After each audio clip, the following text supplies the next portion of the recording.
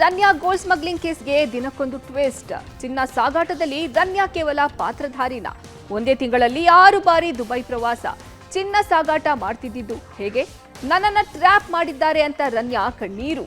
ಯುವ ನಿರ್ದೇಶಕಿ ವಿಸ್ಮಯ ಗೌಡ ವಿರುದ್ಧ ಎಫ್ಐಆರ್. ನಟ್ಟು ಬೋಲ್ಟು ಫೈಟ್ ಬಗ್ಗೆ ಮೋಹಕತಾರೆ ರಮ್ಯಾ ಹೇಳಿದ್ದೇನು? ನಟ ದರ್ಶನ್ ಅಭಿಮಾನಿಗಳಿಗೆ ಗುಡ್ ನ್ಯೂಸ್. ಎಲ್ಲವನ್ನ ನೋಡ್ತಾ ಹೋಗೋಣ ಕರ್ನಾಟಕ ಟಾಪ್ 20ಯಲ್ಲಿ. ಗೋಲ್ಡ್ ಸ್ಮಗ್ಲಿಂಗ್ ಕೇಸ್ನಲ್ಲಿ ಸ್ಯಾಂಡಲ್ವುಡ್ನ ನಟಿ ರನ್ಯಾ ರಾವ್ ಜೈಲು ಪಾಲಾಗಿದ್ದಾರೆ. ಈ ಪ್ರಕರಣಕ್ಕೆ ದಿನಕ್ಕೊಂದು ಟ್ವಿಸ್ಟ್ ಸಿಗ್ತಿದೆ.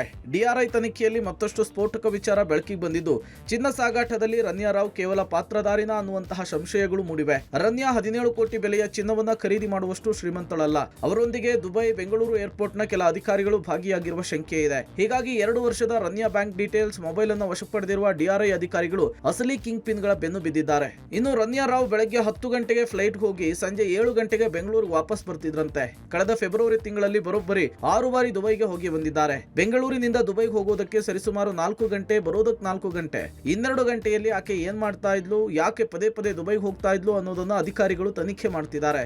ಇನ್ನು ರನ್ಯಾ ರಾವ್ ಹೆಸರು ಬೇರೆಯದ್ದೇ ಇತ್ತು. ಸಿನಿಮಾಗೋಸ್ಕರ ರನ್ಯಾ ಅಂತ ಹೆಸರಿಟ್ಕೊಳ್ಳಲಾಗಿದೆ. ಈ ರೀತಿಯಾಗಿ ಸುದ್ದಿಯಾಗಿದ್ದು ದುರಾದೃಷ್ಟ ಅಂತೇಳಿ ಮಾಣಿಕ್ಯ ಸಿನಿಮಾದ ಕೋ ಡೈರೆಕ್ಟರ್ ರವಿ ಶ್ರೀವತ್ಸ ಹೇಳಿದ್ದಾರೆ. ಮಾಣಿಕ್ಯ ಚಲನಚಿತ್ರದಲ್ಲಿ ಆ್ಯಕ್ಟ್ ಮಾಡಲಿಕ್ಕೆ ಅಂತ ಬಂದಂತಹ 2 ನಾಯಕ ನಟಿಯರು, ಅದರಲ್ಲಿ ಒಬ್ಬ ನಾಯಕ ನಟಿಯಾಗಿ ಅವರು ಸೆಲೆಕ್ಟ್ ಆಗಿ ಬಂದಂತಹ ದಿನಗಳು ತುಂಬ ಇಂಟ್ರಾಕ್ಷನ್ಸ್ ಅನ್ನೋದೆಲ್ಲ ಏನೂ ಇರಲಿಲ್ಲ. ನಮ್ಮ ಚಲನಚಿತ್ರರಂಗಕ್ಕೆ ಸಂಬಂಧಪಟ್ಟವರು ಯಾರೇ ಆಗಿರಲಿ, ಅವರಿಗೆ ಆ ಒಂದು ಕಳಂಕ, ಆ ಒಂದು ಕೆಟ್ಟ ಹೆಸರು ಬಾರದೇ ಇರಲಿ ಅಂತ ನಾನು ದೇವ್ರನ್ನ ಕೇಳ್ಕೊತೀವಿ. ಚಿನ್ನ ಸಾಗಾಟದ ವೇಳೆ ಸಿಕ್ಕಿಬಿದ್ದಿರುವ ನಟಿ ರನ್ಯಾ ರಾವ್ ದುಬೈ ಜೊತೆಗೆ ಮಲೇಷಿಯಾ, ಯುರೋಪ್ ರಾಷ್ಟ್ರಗಳಿಗೂ ಕೂಡ ಭೇಟಿ ಕೊಟ್ಟಿರುವುದು ತನಿಖೆಯ ವೇಳೆ ಗೊತ್ತಾಗ್ತಿದೆ. ನನ್ನನ್ನು ಎಲ್ಲರೂ ಸೇರಿ ಟ್ರ್ಯಾಪ್ ಮಾಡಿದ್ರು, ನಾನು ಅವರ ಟ್ರ್ಯಾಪ್ಗೆ ಬಿದ್ದು ಈ ರೀತಿಯ ಕೆಲಸ ಮಾಡಿದ್ದೇನೆ ಅಂತ ಹೇಳಿ ರನ್ಯಾ ಹೇಳಿದ್ದಾರೆ. ಡಿಆರ್ಐ ಅಧಿಕಾರಿಗಳ ಮುಂದೆ ತಮ್ಮ ಅಳಲನ್ನು ತೋಡ್ಕೊಂಡಿದ್ದಾರೆ. ಒಂದಷ್ಟು ಜನ ಸೇರಿ ನನ್ನನ್ನು ಟ್ರ್ಯಾಪ್ ಮಾಡ್ತಿದ್ದಾರೆ, ಹಾಗಾಗಿ ನಾನು ಈ ಕೆಲಸ ಮಾಡಿದ್ದೀನಿ ಅಂತ ಹೇಳ್ಕೊಂಡಿದ್ದಾಳೆ. ಇನ್ನು ರನ್ಯಾ ಕೇಸ್ ಬಗ್ಗೆ ನಿವೃತ್ತ IPS ಅಧಿಕಾರಿ ಸಂಜಯ್ ಪ್ರತಿಕ್ರಿಯಿಸಿದ್ದು, ಪ್ರಕರಣದ ತನಿಖೆಯನ್ನ ಡಿಆರ್ಐ ಅಧಿಕಾರಿಗಳು ತನಿಖೆ ನಡೆಸ್ತಿದ್ದಾರೆ. ರನ್ಯಾ ತಂದೆ DG ಆಗಿರೋದ್ರಿಂದ ವಿಚಾರಣೆ ಮಾಡೋದು ಅವ್ರಿಗೆ ಬಿಟ್ಟಿದ್ದು ಅಂತ ಹೇಳಿದ್ದಾರೆ. ಪ್ರೋಟೋಕಾಲ್ ವಾಹನವನ್ನ ಬಳಸುವಾಗ ನಾವು ಹೇಳಿದ್ರಷ್ಟೇ ಮಾನ್ಯತೆ ಇಲ್ಲದಿದ್ರೆ ಪ್ರೋಟೋಕಾಲ್ ವಾಹನಕ್ಕೆ ಮಾನ್ಯತೆ ಇರಲ್ಲ. ಸರ್ಕಾರಿ ವಾಹನದ ದುರ್ಬಳಕೆ ಆಗಿದೆಯಾ ಅನ್ನೋದ್ರ ಬಗ್ಗೆ ತನಿಖೆ ಆಗಬೇಕು ಅಂತ ಹೇಳಿ ಆಗ್ರಹಿಸಿದ್ರು. ಯಾರ್ಯಾರ್ದು ಕೈವಾಡ ಇರಬಹುದು ಆ ಪ್ರತಿಯೊಂದು ಚೆಕ್ ಮಾಡಲಿಕ್ಕೆ ಅವ್ರದ್ದು ಅಧಿಕಾರ ಇದೆ, ಅವ್ರದ್ದು ಜವಾಬ್ದಾರಿ ಇದೆ. ಆಮೇಲೆ ನಾಳೆ ಕೋರ್ಟ್ನವರು ಕೂಡ ಕೇಳಬಹುದು, ಇದು ನೀವು ಮಾಡಿದ್ರು ಇಲ್ವಾ.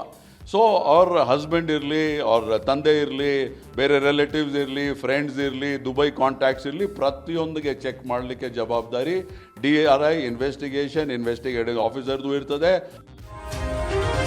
ಸ್ಯಾಂಡಲ್ವುಡ್ನಲ್ಲಿ ಮತ್ತೊಂದು ವಂಚನೆ ಪ್ರಕರಣ ಬೆಳಕಿಗೆ ಬಂದಿದೆ. ನವ ನಿರ್ದೇಶಕಿ ವಿಸ್ಮಯ ಗೌಡ ವಿರುದ್ಧ ವಂಚನೆ ಆರೋಪ ಕೇಳಿಬಂದಿದೆ. 6.5 ಲಕ್ಷ ಹಣ ಪಡೆದು ವಿಸ್ಮಯ ಮೋಸ ಮಾಡಿದ್ದಾರೆ ಅಂತ ಬೆಂಗಳೂರಿನ ಬಸವೇಶ್ವರ ನಗರ ಠಾಣೆಯಲ್ಲಿ ದೂರು ದಾಖಲಾಗಿದೆ. ವಿಸ್ಮಯ ಗೌಡ ವಂಚಿಸಿದ್ದಾರೆ ಅಂತ ಹಿಮಾನ್ವಿ ಬಿಂದು ದೂರು ದಾಖಲಿಸಿದ್ದಾರೆ. ನ್ಯಾಯಾಲಯದ ನಿರ್ದೇಶನದಂತೆ ವಿಸ್ಮಯ ವಿರುದ್ಧ FIR ದಾಖಲಾಗಿದೆ. ದೂರುದಾರ ಬಿಂದು ಅವರಿಗೆ 2019ರಲ್ಲಿ ವಿಸ್ಮಯ ಗೌಡ ಪರಿಚಯ ಆಗಿದ್ರು. ಈ ಮಧ್ಯೆ 2024ರಲ್ಲಿ ವಿಸ್ಮಯ ದೂರುದಾರ ಬಿಂದು ಮನೆಗೆ ಬಂದು ಹಣಕಾಸಿನ ಸಮಸ್ಯೆ ಇದ್ದು ಹಣ ಕೊಡುವಂತೆ ಕೇಳಿಕೊಂಡಿದ್ರು. ಪರಿಚಯ ಇದ್ದ ಕಾರಣ ವಿಸ್ಮಯಗೆ ಹಣ ಕೊಟ್ಟಿದ್ರು ಅಂತ ತಿಳಿದು ಬಂದಿದೆ. ಇನ್ನು ಈ ಹಿಂದೆ ಡಿಯರ್ ಕಣ್ಮಣಿ ಸಿನಿಮಾದ ನಿರ್ದೇಶನ ಮಾಡುವುದಾಗಿ ವಿಸ್ಮಯ ಹೇಳಿದ್ರು. ಈ ಸಿನಿಮಾಗೆ ಬಿಗ್ ಬಾಸ್ ಖ್ಯಾತಿಯ ಕಿಶನ್ ಬೆಳಗಲಿ, ಭವ್ಯ ಗೌಡ ಇರುವುದಾಗಿ ಹೇಳಿದ್ರು. ಬಳಿಕ ಈ ಚಿತ್ರದ ಬಗ್ಗೆ ಹೆಚ್ಚಿನ ಅಪ್ಡೇಟ್ ಹೊರಬಿದ್ದಿಲ್ಲ. ಕನ್ನಡ ಕಲಾವಿದರಿಗೆ DCM DK ಶಿವಕುಮಾರ್ ವಾರ್ನಿಂಗ್ ವಿಚಾರಕ್ಕೆ ಸಂಬಂಧಪಟ್ಟಂತೆ ನಟಿ ರಮ್ಯಾ ಪ್ರತಿಕ್ರಿಯೆ ನೀಡಿದ್ದಾರೆ. DKಶಿ ನಟ್ಟು ಬೋಲ್ಟ್ ಹೇಳಿಕೆ ಸರಿಯಲ್ಲ, ಅವರು ಹಾಗೆ ಮಾತನಾಡಬಾರದಿತ್ತು ಅಂತ ಬೆಂಗಳೂರಿನಲ್ಲಿ ರಮ್ಯಾ ತಿಳಿಸಿದ್ರು. DKಶಿ ಅವರು ಈಗಾಗಲೇ ಸ್ಪಷ್ಟನೆ ನೀಡಿದ್ದಾರೆ. ಅವರು ಹೇಳಿದ ಹೇಳಿಕೆ ತಪ್ಪು, ಆದರೆ ಅವರು ಹೇಳಿದ ರೀತಿ ಕೆಲವರಿಗೆ ಇಷ್ಟ ಆಗಿಲ್ಲ. ಈ ವಿಚಾರವನ್ನ ನಾವು ಇಲ್ಲಿಗೆ ಬಿಡೋದು ಒಳ್ಳೆಯದು ಅಂತ ಮೋಹಕತಾರೆ ಹೇಳಿದ್ದಾರೆ. ಫಿಲ್ಮ್ ಫೆಸ್ಟಿವಲ್ಗೆ 1 ವಾರದ ಹಿಂದೆಯೇ ನನಗೆ ಆಹ್ವಾನ ಬಂದಿದೆ. ಬೇರೆಯವರಿಗೆ ಆಹ್ವಾನ ಹೋಗಿದ್ಯೋ ಇಲ್ವೋ ಗೊತ್ತಿಲ್ಲ. ನಾಡು ನುಡಿ ಜಲದ ವಿಚಾರದಲ್ಲಿ ಯಾವುದೇ ಆಹ್ವಾನ ಬೇಕಿಲ್ಲ. ಇದು ಮದುವೆ ಪಾರ್ಟಿ ಅಲ್ಲ ಅಂತ ಹೇಳಿದ್ದಾರೆ. ಇನ್ನು ಹಾಸ್ಟೆಲ್ ಹುಡುಗರು ಬೇಕಾಗಿದ್ದಾರೆ ಚಿತ್ರದ ವಿವಾದಕ್ಕೆ ಸಂಬಂಧಪಟ್ಟಂತೆ ಕಮರ್ಷಿಯಲ್ ಕೋರ್ಟ್ಗೆ ನಟಿ ರಮ್ಯಾ ದಾಖಲೆಗಳನ್ನ ಸಲ್ಲಿಸಿದ್ರು. ಸಿನಿಮಾದಲ್ಲಿ ಅನುಮತಿ ಇಲ್ಲದೆ ಪ್ರಚಾರಕ್ಕೆ ನನ್ನ ಫೋಟೋ ಬಳಸಿದ್ದಾರೆ ಅಂತ ರಮ್ಯಾ ಕೋರ್ಟ್ ಮೊರೆ ಹೋಗಿದ್ದಾರೆ. ಅದು ನಂಗೆ ಗೊತ್ತಿಲ್ಲ ಯಾರನ್ನು ಇನ್ವೈಟ್ ಮಾಡಿದ್ದಾರೆ, ಯಾರನ್ನು ಇನ್ವೈಟ್ ಮಾಡಿಲ್ಲ ಅಂತ. ಬಟ್ ನನಗಂತೂ ಇನ್ವಿಟೇಷನ್ ಮಾಡಿದ್ರು. ಮೇಡಮ್, ನೀವು ಕಾಂಗ್ರೆಸ್ನಲ್ಲಿ ಇದ್ದವರು, DK ಶಿವಕುಮಾರ್ ಅವರು, DCM ಅವರು ನಟ್ಟು ಬೋಲ್ಟನ್ನು ಟೈಟ್ ಮಾಡ್ತೀವಿ, ನಟ ನಟಿಯರು ಬಂದಿಲ್ಲ, ಸಪೋರ್ಟ್ ಮಾಡಿಲ್ಲ ಚಿತ್ರೋತ್ಸವಕ್ಕೆ ಅವ್ರಿಗೆ ಅಂತ. ಅದು ತಪ್ಪೇನೆ. ಐ ಡೋಂಟ್ ಥಿಂಕ್ ಅವ್ರು ಹಿ ಮೆಂಟ್ ಇಟ್. ಅವ್ರು ಕ್ಲಾರಿಫೈ ಕೂಡ ಮಾಡಿದ್ದಾರೆ ಅನ್ಸುತ್ತೆ. DK sir will not do all of that. ಅವ್ರು ಹೇಳಿರ್ಬೋದು, ಬಟ್ ಅವ್ರು ಹಂಗೆ ಮಾಡಲ್ಲ. ಅವರು ಹೇಳಿದ್ರಲ್ಲಿ ಹಂಗೆ ಅನ್ಸಿರ್ಬೋದು ಜನಕ್ಕೆ, but I don't think he made it. Nut Bolt tight ಮಾಡುವ ಡಿಸಿಎಂ ಡಿಕೆ ಶಿವಕುಮಾರ್ ಹೇಳಿಕೆಗೆ ನಿರ್ದೇಶಕ ರವಿ ಶ್ರೀವತ್ಸ ಕಿಡಿಕಾರಿದ್ದಾರೆ. ನಟ ಸಾಧು ಕೋಕಿಲ ಅಣ್ಣ ಎಡಬಿಡಂಗಿ ಕೆಲಸ ಮಾಡಿರೋದು ಇದು. ಚಿತ್ರೋತ್ಸವಕ್ಕೆ ನಮಗೆ ಆಹ್ವಾನ ಬೇಡ, ಬರುವುದು ನಮ್ಮ ಇಚ್ಛೆ ಎಂದು ಶ್ರೀವತ್ಸ ಹೇಳಿದ್ದಾರೆ. ನಮ್ಮೆಲ್ಲರ ಆರಾಧ್ಯ ದೈವ ಡಾಕ್ಟರ್ ರಾಜ್ಕುಮಾರ್ ಪುತ್ರ ಶಿವರಾಜ್ ಕುಮಾರ್ ಬಂದ್ರೆ ಎಲ್ಲರೂ ಬಂದಂತೆ. ಇನ್ಯಾರು ಚಲನಚಿತ್ರೋತ್ಸವಕ್ಕೆ ಬರಬೇಕಿತ್ತು? ರಾಜಕೀಯ ಹುಟ್ಟೋದಕ್ಕೂ ಮುನ್ನ ಚಿತ್ರರಂಗ ಹುಟ್ಟಿದೆ. ನಾವೆಲ್ಲರೂ ಒಟ್ಟಿಗೆ ಬಂದ್ರೆ ನೀವು ತಡೆದುಕೊಳ್ತೀರಾ? ಒಂದ್ ಕಡೆ ದರ್ಶನ್, ಇನ್ನೊಂದ್ ಕಡೆ ಸುದೀಪ್, ಯಶ್, ಗಣೇಶ್, ದುರಿಯಾ ವಿಜಯ್ ಬಂದ್ರೆ ಏನಾಗುತ್ತೆ ಅನ್ನೋದ್ರ ಅರಿವಿದೆಯಾ? ಕಲಾವಿದರು ಬರಲಿಲ್ಲ ಎಂದು ಹೇಳಬೇಡಿ ಎಂದು ಡಿಕೆಶಿ ವಿರುದ್ಧ ಶ್ರೀವತ್ಸ ಆಕ್ರೋಶ ವ್ಯಕ್ತಪಡಿಸಿದ್ದಾರೆ. ಕರೀಲಿ ಕರೀದೇ ಇರಲಿ, ಇದು ನನ್ನ ಮನೆಯ ಒಂದು ಕಾರ್ಯಕ್ರಮ, ನನ್ನ ಮನೆಯ ಒಂದು ಹಬ್ಬ.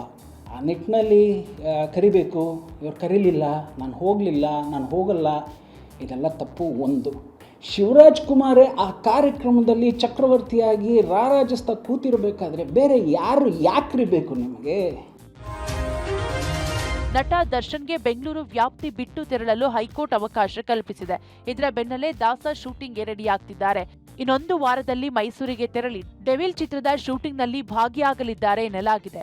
ನಾಳೆಯಿಂದ ಬೆಂಗಳೂರಲ್ಲಿ ಶುರುವಾಗುವ ಡೆವಿಲ್ ಚಿತ್ರೀಕರಣದಲ್ಲಿ ಇತರೆ ಕಲಾವಿದರು ಭಾಗಿಯಾಗಲಿದ್ದಾರೆ. ನಂತರ ಮೈಸೂರಿನಲ್ಲಿ ನಡೆಯುವ ಚಿತ್ರೀಕರಣದಲ್ಲಿ ದರ್ಶನ್ ಭಾಗಿಯಾಗಲಿದ್ದಾರೆ. 2024ರ ಜೂನ್ 11ಕ್ಕೆ ಮೈಸೂರಿನಲ್ಲಿ ಡೆವಿಲ್ ಚಿತ್ರೀಕರಣ ನಡೆಯುತ್ತಿರುವಾಗಲೇ ದರ್ಶನ್ ಬಂಧನವಾಗಿತ್ತು. ಇದೀಗ 10 ತಿಂಗಳ ಬಳಿಕ ಡೆವಿಲ್ ಚಿತ್ರದ ಚಿತ್ರೀಕರಣ ಪುನಾರಂಭಗೊಳ್ಳುತ್ತಿದೆ. ತಾನು ಸಿನಿಮಾ ನಟನಾಗಿದ್ದು ಚಿತ್ರೀಕರಣಕ್ಕಾಗಿ ಬೆಂಗಳೂರು ಬಿಟ್ಟು ಬೇರೆ ಪ್ರದೇಶಗಳಿಗೆ ಹೋಗಲು ಅವಕಾಶ ನೀಡಬೇಕೆಂದು ದರ್ಶನ್ ಕೋರ್ಟ್ನಲ್ಲಿ ಮನವಿ ಮಾಡಿದ್ರು. ಹೀಗಾಗಿ ದೇಶದೊಳಗೆ ಪ್ರವಾಸ ಕೈಗೊಳ್ಳಲು ಕೋರ್ಟ್ ಅನುಮತಿ ನೀಡಿತ್ತು.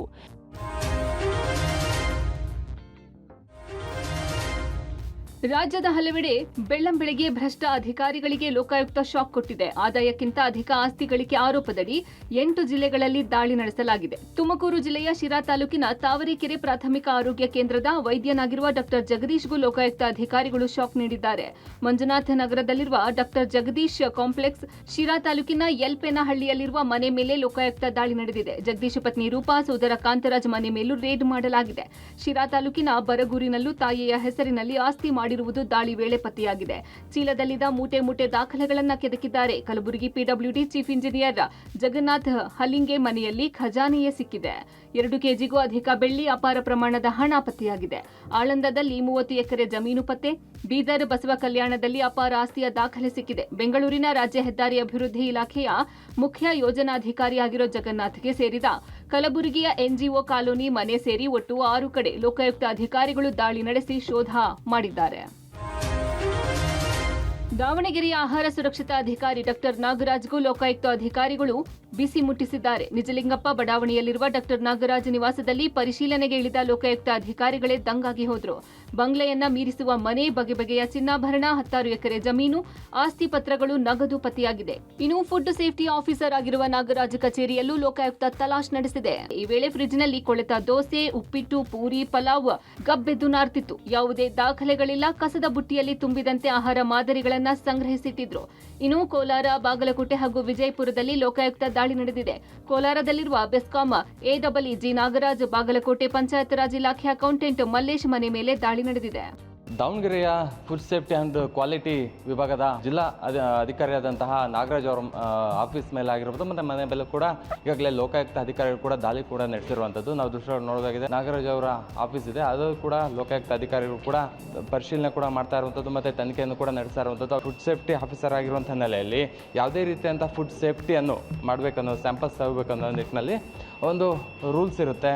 ಅಂದರೆ ಅದಕ್ಕೆ ಕೋಡ್ ಆಗಿರ್ಬೋದು ಮತ್ತು ಕೆಲವೊಂದು ದಾಖಲೆ ಕೂಡ ಇರಬೇಕಾಗುತ್ತೆ. ಆದರೆ ಇವರು ತೆಗೆದುಕೊಂಡಂತಹ ಸ್ಯಾಂಪಲ್ಸಲ್ಲಿ ಯಾವುದೇ ರೀತಿಯಂತಹ ಕೋಡಿಂಗ್ ಇಲ್ಲ ಮತ್ತು ದಾಖಲೆಗಳಿಲ್ಲ ಎನ್ನುವಂತಹ ಒಂದು ಪ್ರಕರಣ ಕೂಡ ಲೋಕಾಯುಕ್ತ ತನಿಖೆ ವೇಳೆ ಹೊರಬಂದಿರುವಂಥದ್ದು.